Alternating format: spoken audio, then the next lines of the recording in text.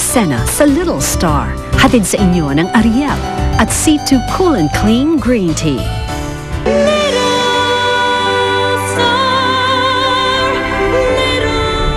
Malapit na nga, masyado kang atat. Aba dapat? Binayaran na kita? Hindi ako papayag na hindi ako nakakuha sa'yo ng impormasyon. Ayusin mo nga ang trabaho mo. Ilang araw na ako nagbabantay dun.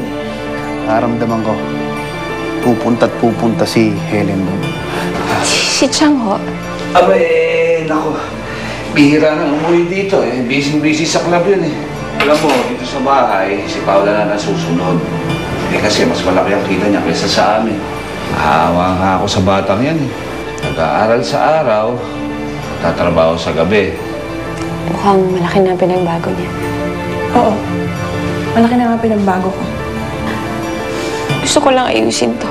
Wala namang kailangan ayusin Mula nung iniwan mo kami, kinalimutan. Hindi ko kayo kinalimutan. Sinungaling!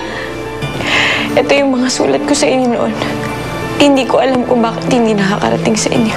Malamang si Robbie ang may kagagawan kung bakit hindi nakakarating sa atin ang sulat. Hindi ko kayo makakalimutan dahil pamilya ko kayo.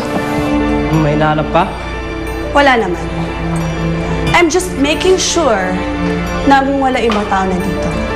From now on, I will be handling the studio with you. Go! Ako ay dito. Oh, dali. Pakidala ka dito. Ano nangyari? Ano nangyari sa anak ko? Doktor, ano nangyari? Ang ginagawa ng mga gamit ko dito. Manaloko ka! Paula! Tumigil ka! Tumigil ka! Tumigil sa'yo! Tumigil ka kayo! Manaloko ka! Tama na! Kaya ako pagsabihan mo! Wala naman ako ginagawa masama! Anong wala? Tinigil mo ang mga sulat na dapat kong tanggapin galing sa ate ko! Wala akong alam sa sinasabi mo. Punihan ako! Tama na! Tumigil ka nga! Matagal na palang sumusulat sa amin si Helen. Bakit hindi nakakarating sa amin? Hindi ko alam ang sinasabi niyo! Wala akong alam sa mga sulat na yan! Sinungaling! Noon pa lang gusto mo nang sirain ang pamilya namin. Pinaniwala mo ako na kinalimutan na ako ni ate. Ilang taon kong dinala yung sakit na hindi ko dapat dalhin. Ikaw! Ikaw yung dahilan ng yan! Yan ako! Tama na! Tumigil ka! Sige! Ako na! Ako na ang masama! Pagkatapos kong ayusin ang mga buhay ninyo, mga walang utang na loob, itong igaganti niyo sa amin! Tumahimik ka! Hoy! Ilang taon mo nang minanipula ang buhay namin, ha? Kaya pwede ba? Tigilan mo na kami! Umalis ka na! Umalis ka na!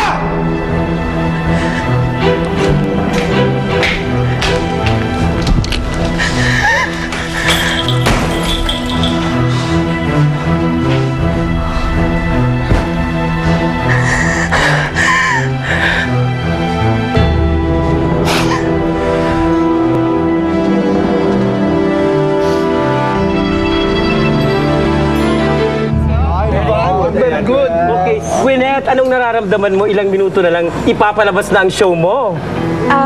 Well, I'm feeling so excited at saka kinakabahan din. Hindi ko maintindihan yung nararamdaman ko. Mahanap na kaya yung anak mo, Gwyneth, dahil sa show na to? Well, that's what I'm hoping for and praying for.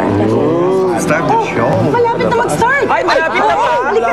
Wala na tayo dito. Okay, panoodin na natin. Tingnan nga natin. Ay, ganda.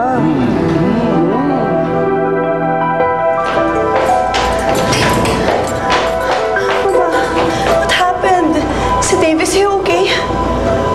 Saan ka? Muntik nang mamatay ang asawa mo. Wala ka sa tabi niya. Mama, I was at work. Marami akong hinarap na problema sa opisina. Hinarap na problema sa opisina, inuna mo pa yon. Dapat nandito ka sa tabi ng asawa mo at hindi ka aalis.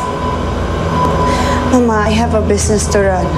Maraming taong umaasa sa akin. Maraming taong umaasa sa'yo. Yan ang problema ng mga career woman. Uunahin pa ang ibang tao kaysa sa buhay may asawa mo. Diyan ka dapat nagbabantay. Dito ka dapat tumitigil. Siya ang dapat inaasikaso mo, hindi yung mga problema mo sa opisina. I'm sorry, Ma. Good. Dapat hindi ako umalis sa tabi ni Dave. Tama.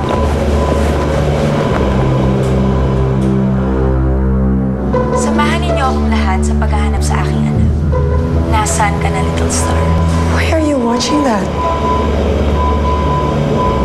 I'm fascinated with this woman. Look at her. She's announcing her life in Philippine television. What a soap opera. I'm enjoying it. Nasaan ka na, Little Star?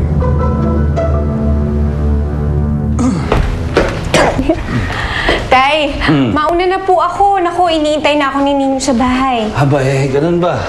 Kamusta na nga pala yun? Yun, okay naman, mabuti.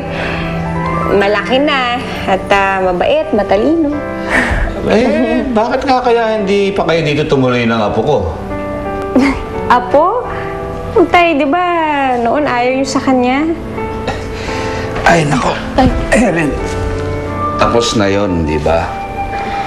Tsaka kasya naman tayo dito sa bahay.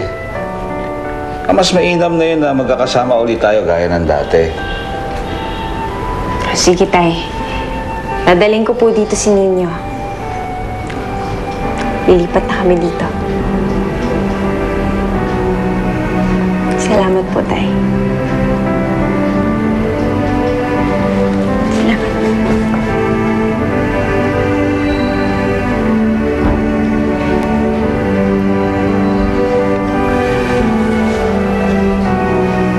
Salamat din anak at hinanap mo kami.